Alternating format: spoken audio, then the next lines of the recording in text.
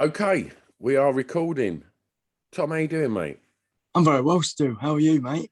Yeah, I'm good. I'm good. I mean, we should say that we sort of know each other. We've been chatting to each other for probably about a year. I was doing shows with On you Tinder. On the radio show, which we'll talk about on the radio station, which we'll talk about, I'm sure, as this unfolds.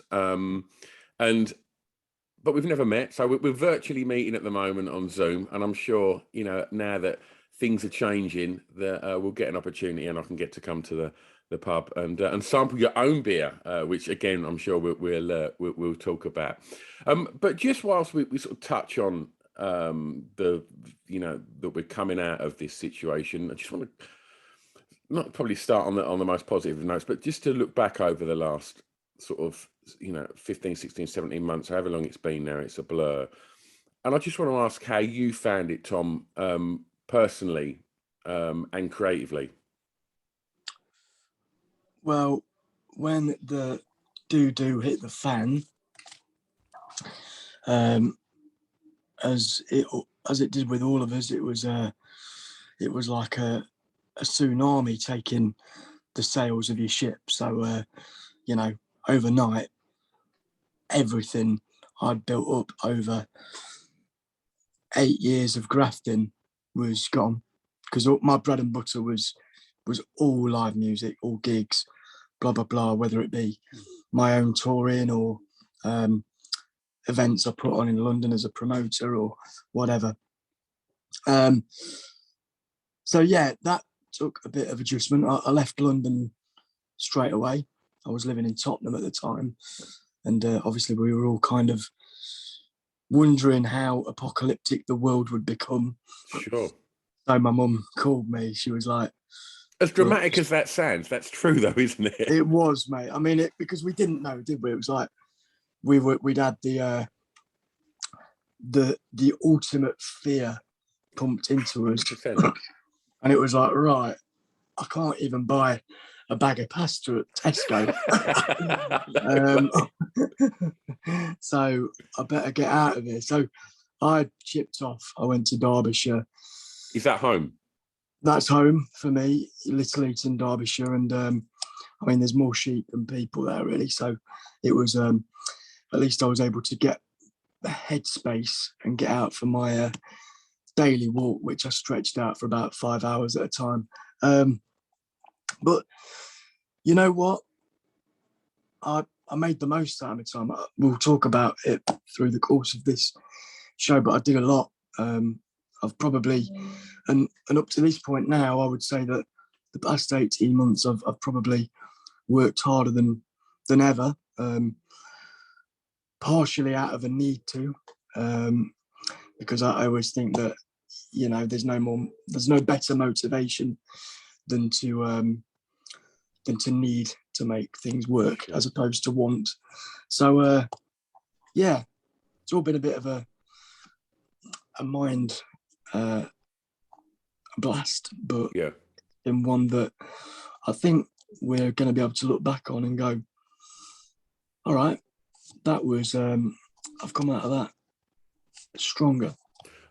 I agree. I think there's been, you know, so much reflection, and I think that hopefully, as much as a lot of people have had a lot of wobbles mentally, and a lot of people have had a horrific time of it and lost people, and taking nothing away from any of that, of course. But I do think that creatively, when, especially if you work in sort of industries that, you know, the creative industries, I think there's always that fundamental punk ethos of, like, when you're stripped of what you normally do, you've got to go, right, well, look, what have I got to play with here, and what can I do with that? And I think from that, a lot of the times, some real great stuff can come out of that. Of course, and obviously it was inevitable that we would be, you know, in the entertainment and hospitality fields all together. We were always going to be the kind of last to get back to what we were doing. As you know well yourself. Absolutely. You've had to think outside the box. Yeah. Oh, mate, it's like I've had to spin a few plates. I really have. And but it's been fun. And I mean, we can talk about setting up the radio station, because that was something that I was, I was tucking myself away in my little studio at the end of the garden, which was an absolute blessing to have that, to be able to kind of just go and get out of the house and take some time away from the family, who I'm sure were probably just as happy to have rid of me as well, to get out Sure, of that yeah. headspace. And I'd go down there and I'd play records and I'd chat about them, and I'd throw them out to me podcast listeners. If they wanted it or not, they were getting it, because it was just an opportunity for me to kind of just get a bit of headspace and offload. And then what come about was I saw that you'd launched a radio station. So tell us a little bit about that, Tom. I'm aware that we haven't even started on your first track yet, but I think, it's a good place to kind of get this rolling now before we start talking records. Of course. So yeah, kind of got to me being out of London for about 6 months. I released my first album in May last year, and then I got my head down. I wrote a book, wrote the second album, got that recorded, and then when I moved back to London at the end of the August last year, that was when Islington Radio started to become an idea, and what it would be and what it would aim to do. And just kind of, it was myself and my mate Terry, who is in Islington Radio with myself. He has the Archway Tavern as well, and he'd taken that over literally in March last year, so he had to keep that open through the whole time, as you know how difficult that would have been for anyone. And he said, look, I want to do this radio station, Islington Radio, this left field, alternative, kind of underground station that's not going to tick any kind of bog standard broadcast boxes, which is right up my street. I like to do things away from the norm. So I started thinking about what that could be, who could be involved. Reached out to yourself, of course, along with many other people that we thought were interesting and were doing good things, and just seems like they were on the same wavelength as us and what we were aiming to do.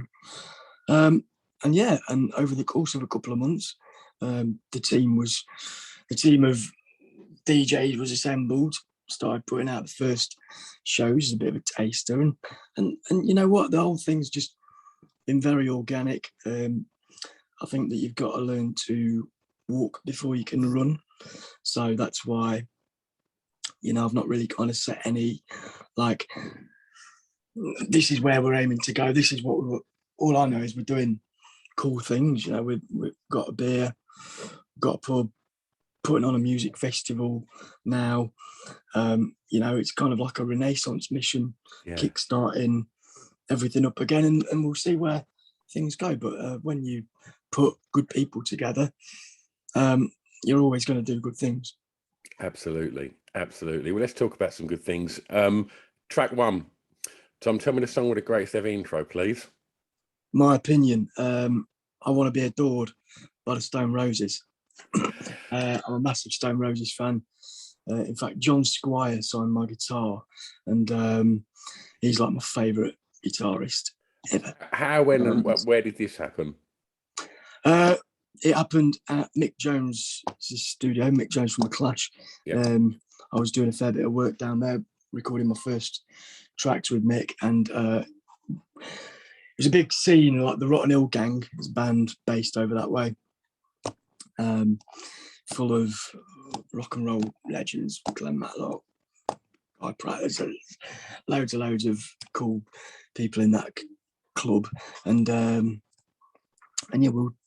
Julian Temple was directing Rotten Hill TV for, I think they were going to pitch it to Sky Arts, and I was playing a track, and John was there, and we got chatting, and I had my guitar with me, and I think the week before Johnny Marr had actually signed my guitar. Fucking hell, Tom. Seriously, man. Like, where is this place, man? Where can I hang out? Like... Bonkers, isn't it? So, yeah. And then, yeah, just kind of said to John, oh, I think actually John actually said, is that Johnny Marr? Because I was like, yeah. He goes, and then he signed the guitar. So, yeah, that's a funny Stone Roses story. I love this track. I love this album. What a way to start a record. It's a very important record, this one, and the intro is just great. I love it when the bass comes in. It just it all comes together. And I want to be adored. What a simple, significant line. Oh, 100%, 100%. I can't believe in 350 episodes no one's ever chose that, because it's a monster intro. And as soon as I hear it, I mean, don't get me wrong, I've been playing that record in my club for probably 30 years now, and it still gets the same response from 18-year-old kids now as it did in 1989, which is testament to the fact that band was doing something very, very special. Absolutely. Still things don't sound like that, even though how many bands have tried to sound like that. But, you've got Squires, the way he plays that guitar, and it's so sad to think that he doesn't pick the thing up now, because he's the most gifted guitarist, I think, the last, him and Johnny Marr, let's say. Yeah, absolutely. He likes a paintbrush though, doesn't he, Squire? Loves a paintbrush. He loves chucking paint at stuff. And in fact, I got a big print of his. I think I got the waterfall print. Nice. On canvas, yeah. Nice. Well, in regards to how you approach songwriting, Tom, I've been spending maybe 2 years trying to get this question right, and I never quite frame it as I want it to sort of come across. But from the days when Stone Roses released that record, the way that people listen to music, the way that people could access music is far different from how it is now. Obviously you've got anything you want within 2 seconds now, on your phone or your laptop, wherever you listen to music. And it would appear from me casually sort of like looking over my kids' shoulders at their thumbs, how quickly they seem to be swiping and moving and attention spans are shrinking. And so with all of that in mind, does that ever kind of, the way that music is, ingested and in some kind of pop markets, it's almost looked upon as like a sort of science now and a formula to getting that pop track right. Do any of these things filter into your songwriting process? Do you get where I'm going with this question? I get where you're going, of course. And, if you talk to anyone in A&R or labels or whatever, they'll always say, you've got to get the attention in 20, 30 seconds. And I think that if you've got to be very clear on the reasons why you're doing what you're doing. When I was starting out, obviously I wanted to sign to my dream label and headline the biggest festivals, blah, blah, blah. And I've done amazing things. I've lived a beautiful life and done things I never thought I would do. And now, you kind of get to your mid-30s, and I know I'm still young, but you do start thinking, I'm not a kid anymore. And I'm happy with the music I make. And I think I've got quite a varied fan base, quite a mature crowd. A lot of the songs are very lyrical and stuff. So I think less about the getting the attention span in 5 seconds, personally. Although naturally it seems to happen. I write 3-minute tracks consistently. The chorus is always there in the first 40 seconds. But yeah, I think now if you're really in like the pop world, and you've got to cater for that kind of TikTok audience, Yeah. you've got to consider so many things like ahead of the actual song itself. Do you think there's longevity in that, Tom? I don't, and that's why I don't kind of go with it. I don't do TikTok. I don't do any of this kind of. I just feel like it's very, very fake and can't be healthy. Yeah. And I genuinely believe that the bubble, even if the bubble doesn't burst, I don't believe that that is the way you have to live your life to be popular or successful. Mate, style will always outweigh the fashion. Always. Wow. Right, I'm going to take you back, Tom.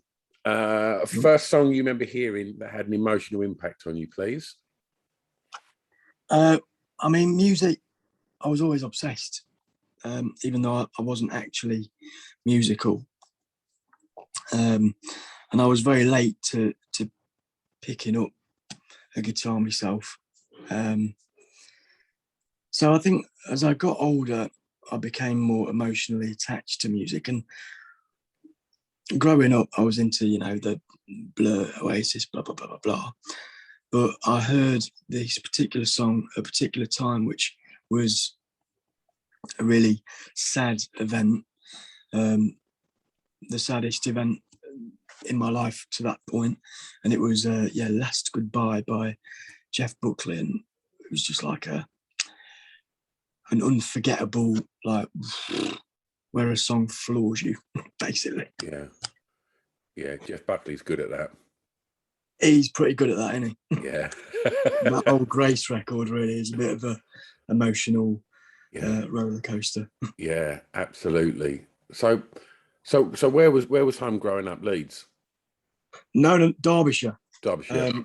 Village in Derbyshire, Little Eton. I was born in Germany. I was born in Berlin, and a few things happened. Ended up flying to London. I went to my first nursery school in London, and then I moved to Derbyshire when I was three and a half. So yeah, I was in Derbyshire till I was 22. I became a pub landlord there when I was 18, and then we sold that when I was like 22 and a half, nearly 23. That's when I picked up a guitar and came out of the pub. I flew one way to Sydney, Australia, and I travelled all around and played my first gigs and stuff, and then moved to London January 2013. And that was, ever since then, it's just been kind of focusing on doing the thing. I mean, that's an adventure. It's an adventure, isn't it? Just a bit. How was it? I mean, it does sort of feel like there's very much sort of two sides to the coin there. You mentioned earlier in the chat that where you brought up there was more sheep than people, and so how was that growing up in a very sort of quiet, I presume, village? Yeah. How was that? Loved it, and I still need my my green therapy hit regularly. Really, I think growing up in countryside for a childhood is just it's awesome. Yeah. You've obviously got different dangers. It's more of like, that even though it's safer in a lot of ways, you've kind of, when things get very natural and you can go out and, I mean, I did also, I was a bit crazy really growing up. But yeah, it was phenomenal. And to be surrounded by greenery, it's become a massive part of the way I am, really. Although weirdly and kind of unexplainably, I always felt that I would end up residing in London, to be honest. And now I do. I don't know if I'd ever be able to live anywhere, even though maybe I could live in multiple places at the same time. But yeah, I love London and I would miss it. Was home musical growing up? Was there No, records not on? at all. Music on, mainly radio, really. My grandma was a big part of my growing up, and she'd always have her old school radio on. So that's kind of where I got my love for all the Rat Pack stuff and Sinatra and everything. That was kind of my first favourite kind of genres was swing. But no, not a musical home. I'm not from musical parents at all. Mum was a nurse for 46 years.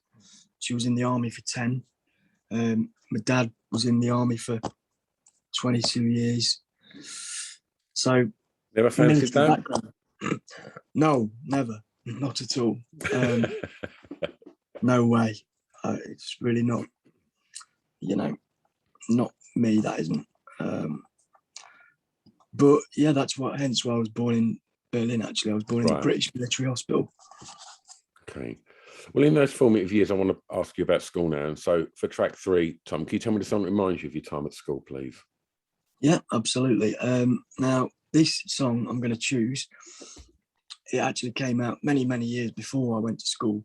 But me and my group of mates, we called ourselves the all-weather crew, because whether it was snowing, raining, whatever, we would be out every Friday on park benches drinking 2 litres of white cider, and an age way too young to be doing that as well. One of the things that people never reference when they talk about them 2-litre bottles of cider, it certainly was the case with me, and I think this is where you really develop as a human being and learn how to stomach some really fucking grim stuff. Them 2 litres of white cider, it was always warm. It was never at the fridge, because you couldn't get them bottles in the fridge. They were so fucking big. You'd take it off the shelf. Warm, mate. At one point, I remember my mate used to take turns to stand behind each other's shoulders. And so when we'd sort of guzzle it, one of us would steady the shoulders, and she literally shuddered as he was trying to neck this warm cider. Yeah, 8%. Fucking gross, man. I remember the first time as well. We're talking about the age of 12, 13. It was, we were pretty mad. And I think I might have been on antibiotics at the time for a chest infection. So that sorted me out. And so this song, Baggy Trousers, one of the many tunes that we'd have blasting out of our CD Walkman. And Baggy Trousers, here we go. Living somewhere, in a small village, in the all-weather crew, was when you'd hear stuff like Madness, what was you picturing? Was you picturing? Did it sound and because for me as well, like Madness is one of my favourite bands, and I'm a lot older than you, and for me, growing up and seeing Madness videos and Madness, it screamed London to me. Did that kind of, did it feel like something you could relate to, or did it feel very London from what you was hearing and what you were seeing? It felt very London. I think I choose that song in particular because, lyrically it's naughty boys in nasty school, but it is so London. Yeah. And I think that's got to be one of the romantic things about it as well, 100%. It's well documented on this podcast that I think that band are criminally underrated as songwriters. Like, definitely, people unbelievable songs. Do you know what I mean? And it's so weird. I think people constantly sort of, when talk about London, reference the Kinks, and I'm taking nothing away from them bands. I love the Kinks, but you look at the body of work that Madness have put out and the lyrical content of some of them songs. You listen to songs like Baggy Trousers and Embarrassment. You listen to like songs like that, and I think because of the novelty videos that they done back in the day and stuff like that, I think that kind of detracts from how credible they are as songwriters and as a band. And I think they're just they don't get the respect that they deserve. Madness. I think they're an absolutely incredible band, and I'll generally take any opportunity I can on this podcast to rant about that, because I think they're a wonderful band. What is your favourite Madness tune? Probably Embarrassment, or do you know what? I really like Love Struck, that come a lot later. But Nice. Bed and Breakfast Man. Oh, there's too many, mate. For me, Michael Caine. Love it. It's beautiful, I love isn't it? chorus. I love everything about it. Yeah. Like it is like, and that was weird because I mean, again, that's when like Madness went from being the Nutty Boys to, you know, a serious band. Like Michael Caine is a completely serious song. There's no jokes to that. Do you know what I mean? It's like, oh, wonderful. So tell me about school. How was it? It was very good. Well, I mean, I'll say it was very good. I never really did very well. When you're kind of growing up and you know you think a little bit differently, you're never going to do that well in a kind of institutionalized environment. And the only things I was ever any good at, I was very good at English literature, and I was very good at drama, and I was good at music, even though I didn't really play anything. I got caught singing by the teacher, and she pulled me into the choir. And then Sorry, Tom, has your mic moved at all? I might have been covering it. There we go. Sorry, Lovely. You're back. So yeah, do you want me? Should I say that again? No, it's fine, man. Let's just keep rolling. I'll try not to edit. I like it to be pretty organic, mate. Cool. So yeah, school for me, I went to in terms of secondary school, I went to a secondary school that prided itself on its excellence in the county. And if you were one of the academics, you would do very well and you would get all the support you needed. If you weren't so good, you'd get chucked into basics. And so my science, maths, and kind of everything that really is seen in society as mattering, I wasn't very good at. I was very good at English, and I was good at drama, and I was good at music. And honestly, beyond that, I was pretty I wasn't crap, because I always knew that I was actually quite a smart lad. I trusted my brain, and I knew that if I connected to something, it all went in like I soaked it up like a sponge. And if I just did not connect with something, or even worse, the teacher just didn't connect, then I'd be a bit of a nightmare, to be honest. I was very good at art. I was really, I look back and I was actually an artist, because I would do these drawings and paintings that didn't really look like anything or look like anyone's. But, if you kind of look at art and the way it should be, it was original stuff. And my art teacher absolutely hated me. And it just really ruined my kind of development, and I ended up dropping it. Yeah. And I think that is the main problem with education now.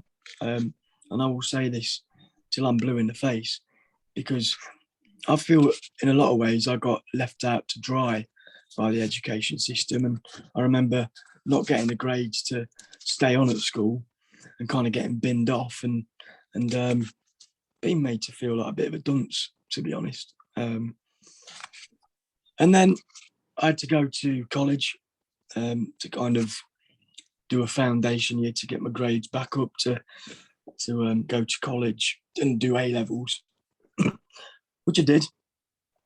But luckily, at the age of 18, I took a pub over with my mum and became a pub landlord, which taught me way more than an education system ever will. School was weird. I had a great time socially, and I was probably a little bit too much of a class clown at times, but the support from teachers, I didn't get it one bit. Was your show off? Yeah. I didn't even hesitate. Yeah, I think I was, mate. I think I was just a showman. I just a bit of a. Was you confident? I was confident, and I was always. I'm going to say it. I was always quite funny, and if anyone, I was Mr. Reliable when it comes to cracking a gag and putting yourself on the line to make everyone laugh.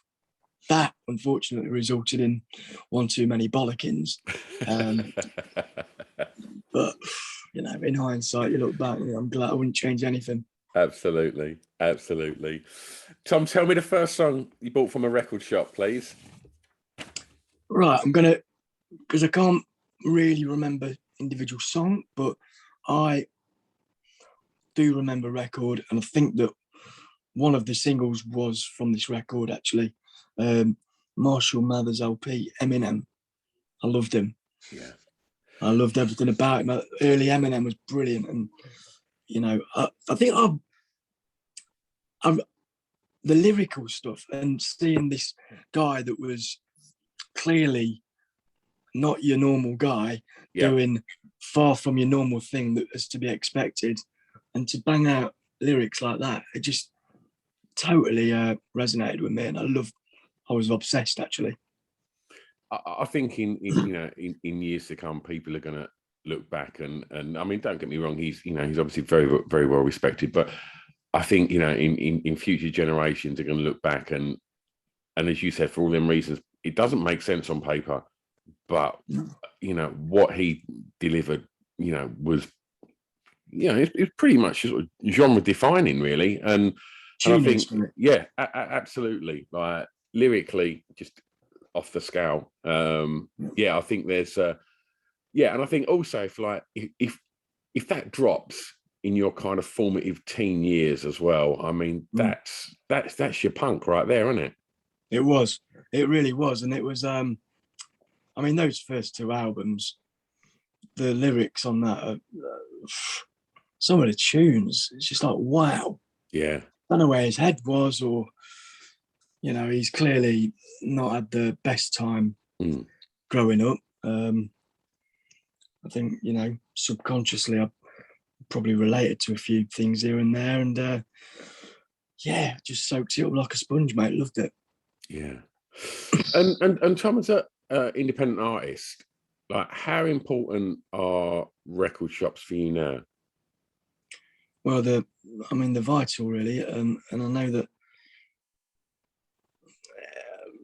loads of people get sidetracked now, and they're all everyone's chasing streams, everyone's chasing monthly listeners, and they all want 1 million streams on a track and everything. And I get it, and I know you've got to have everything on point, but something's going to come along and it's going to blow the streaming world apart. I do believe it. Might not be yet, but there's going to be some changes. What I don't think will ever go away is the real music lovers who want to buy a physical bit of music.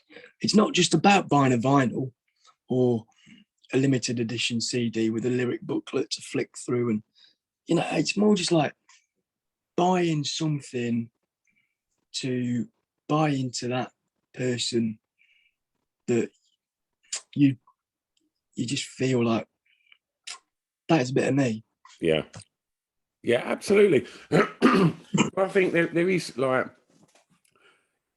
I'm speaking of probably, like, from my experience of, like, me and my friends. It's like, and I use an example of an artist, Billy No Mates, and when I first heard her, and I was lucky to get to chat to her on here, her music blew me away, and yes, it was on Spotify and I can put it on a playlist, but I'm like, okay, right. And every one of my mates that I turned on to that, I know for a fact that every single one of us went online, bought a record, and it's a case because I want to own it.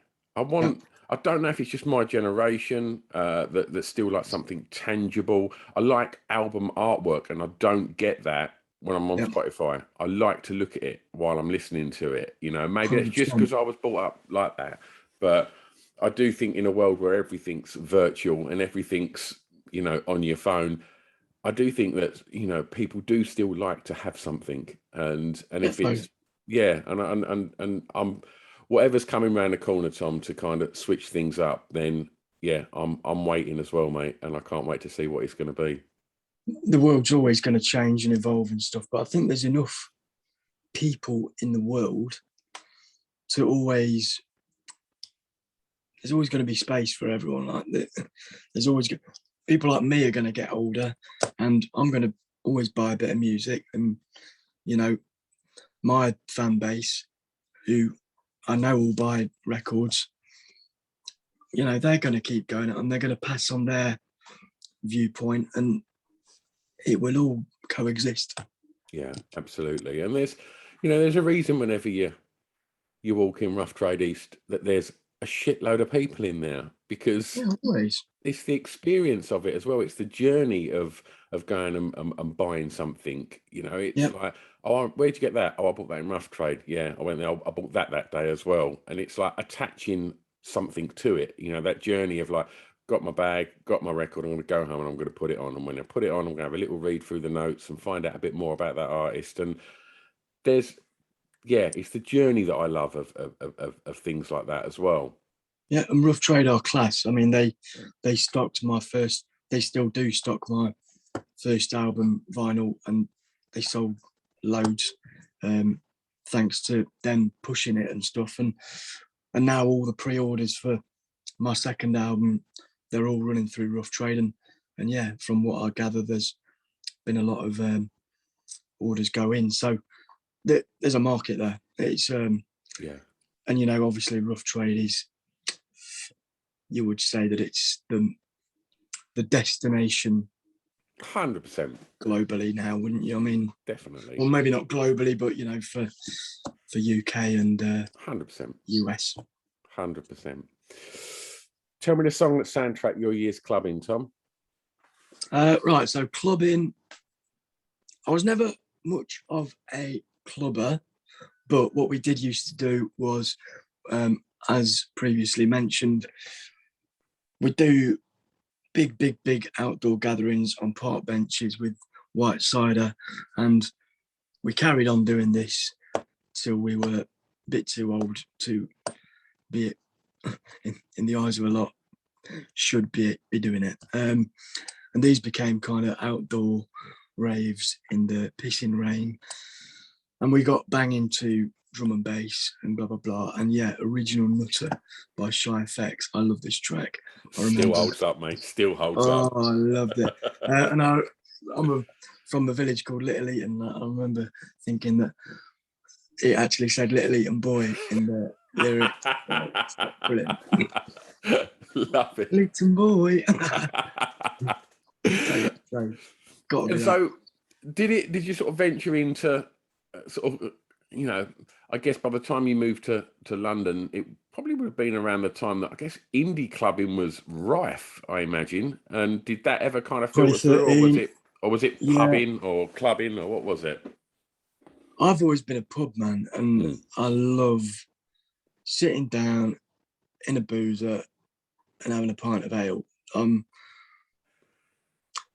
That is a bit of me. And a gig, you know, I mean, I've been gigging since I started, and relentlessly, you know. So give me a pub with a proper music venue out the back, and that is the ideal. Yeah, amen to that, mate. Few and far between, you know. That it's tough to get them, innit? You know, they're there, and luckily on my next tour, there's some real crackers on there. But yeah, a lot of them are kind of, you know, it's a bar and a stage, but yeah, nice pub and 100 cap room out the back, perfect. And let's just hope a lot of them have made it through the last sort of 16 months. Just before lockdown, I don't know if you've have heard of a band called David Devantney's Spirit Wife, and a band I grew up on, and I hadn't been to the Oh God, what's the bloody venue called? Since I literally played it in the 90s. Over by oh God, it's next to the venue which I now can't think what that's called either. Oh bloody hell! The Club Nut Pop Stars was there. Oh God, what's the venue called? It will come to you. Not Hope and Anchor. Oh God, what is it? Whitechapel Way? No, it'll come to me anyway. But that was. I hadn't been there for so long, and it was so nice to just literally walk in, have a pint in the pub, and then know that I got my tickets, and then walk through to this like 150 cap venue and just watch a band, and it's just glorious. And I hadn't done it for a while, and it was just like, I don't want to overplay it, but it did feel like coming home. Do you know what I mean? It had been so long since I'd sort of done that, and it was. I'm saying this, but all that's going on in my head now is trying to remember what the name of the bloody venue is. But it will come to me. King's Cross. It's in King's Cross. Water Rats. Water Rats. Of course, it's the Water Rats. Yeah, Cool. yeah. First, Proper. thanks, I mate. mean, proper, innit? Yeah, That's one of them. yeah. I'll sleep well tonight now. I've got that out of the system. All right, I'm going to take you home. Track 6, favourite song from an artist from your home county, please, Tom. Do you know what? This is a tough one because my home county, Derbyshire, and I will go on record saying this, has not produced great artists. What have you got to play with? What's in the mix? There's not many, mate. I mean, really, you look through tell me a band from Derby. You know, Was White Tan from Derby? They shot a video in Derby, but they were not from Derby. Right. They shot a video in Derby for the Your big Woman. track they did. Yeah. He used to run a nightclub in Derby, that fella, Joy T. Right. And I went to it, and he and to watch David Devant and his spirit wife, bizarrely, that I've just mentioned. So that was my only time venturing into Derby, and I thought that was where they were from. But there you go, I stand corrected. So we've got a big band from Derby at the minute called Destructs. But you know, if you look at bands that have come out, I mean, it's Nottingham has bands in abundance, Sheffield, blah blah blah blah blah blah blah. So I had to do a bit of digging actually, but I did actually, and I did this yesterday. I kind of dug vintage acts that came from Derbyshire, and there was an act, a singer-songwriter, not too dissimilar to myself, back in the 60s, 70s, called Kevin Coyne. And I found this track, and I found this yesterday, and it's called I'm Just a Man. And I'm going to go with this because it's actually a cracking tune. Okay, wonderful. Yeah. Let's whilst we're talking about sort of finding new stuff, this is an opportunity to give someone another one as well, because for track 7, Tom, it's a song that many may not know that you would like them to hear. It is a track that a lot won't know, and he's a very, very good friend of mine, an artist called Sam Brooks, Brooks with ES on the end. Now, we've been long-time collaborators. He's co-written a song on my upcoming second record. We've done a lot of gigs together, a lot of touring around Europe together, and he put out his third album last year. Absolutely beautiful record. He's done 3 phenomenal albums actually, and this song called Granite is on his new album, and it's beautiful. And he played it for me the first time. We were in France, just about to do a gig together, and the minute he played it, I was just like, man, that's gorgeous. So yeah, Granite by Sam Brooks. So how did you and Sam kind of meet? Right, we met. He was opening up for someone at a gig I went to in Derby, at a place called the Flower Pot, and I was only just starting out in music. I think I'd been playing the chord C for 2 weeks at this point. I went to a gig with my mate, and he was opening up, and he was just class. And I went up to him at the end, as you do. People like I bought a CD off him. He signed it, and I got a chat. And I said, mate, you know what? I've just started teaching myself how to play the guitar, and he actually wrote on this CD, "Good luck with the guitaring." You know, I went off to Australia, blah blah blah blah blah. A few years pass. I'm living in London, and I'd got a studio with a couple of mates in Bermondsey, and we started doing these sessions. And I reached out to Sam's manager because I'd been following his career up to this point, and we got Sam down for a session. We did a few live tracks, and yeah, we just became mates. And then, you know, you connect with certain people, don't you?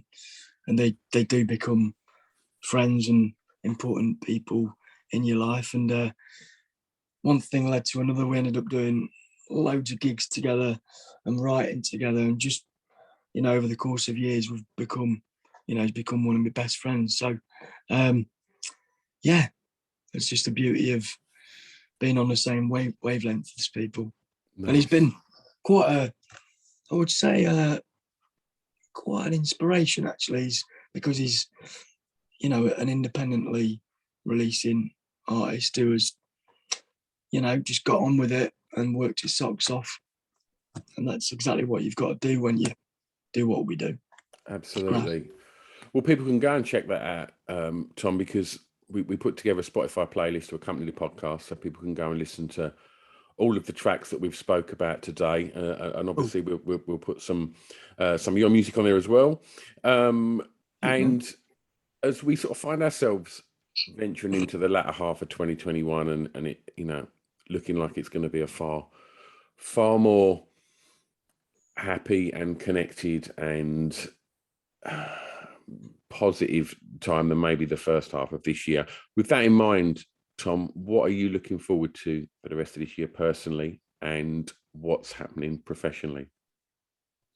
Well, I'm looking forward to putting together in September 10th till the 12th, Islington Radio Festival in the new Islington Radio live room at the back of the Archway Tavern.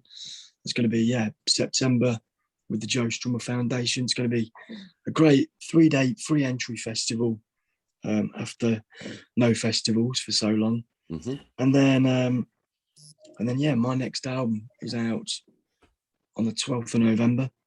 The singles have been given some mega love from Guy Garvey on Six Music and John Kennedy, Radio X, loads and loads of love so far.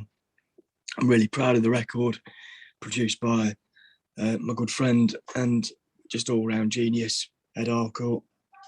And I'm going to be touring the album, and in a lot of ways touring the first album, because I had to cancel that album tour last year. So touring in November, starts on the 8th of November in, where does it start again? The Cluny in Newcastle. Yep.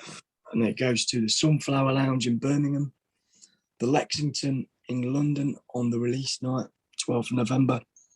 And then we've got the Brunswick in Brighton, Louisiana in Bristol, the Castle in Manchester, and the Poetry Club in Glasgow. So, yeah, it's going to be great to do a few miles in my Peugeot and yeah, get back to it properly, you know, and do what I do best and love most, you know. Lovely. So can't wait. Lovely. And I hope to see you there, mate. Come down the Lexington, please. Let's do it. Let's do the Lexington. Tom, it's been an absolute pleasure talking records with you, mate. It's been so much fun. Thank you. And you're as good looking as you look on your Instagram, mate. So look forward to a pint in person, mate. 100%. Thanks, mate. Nice one, Stu. Cheers, man. Right, let me press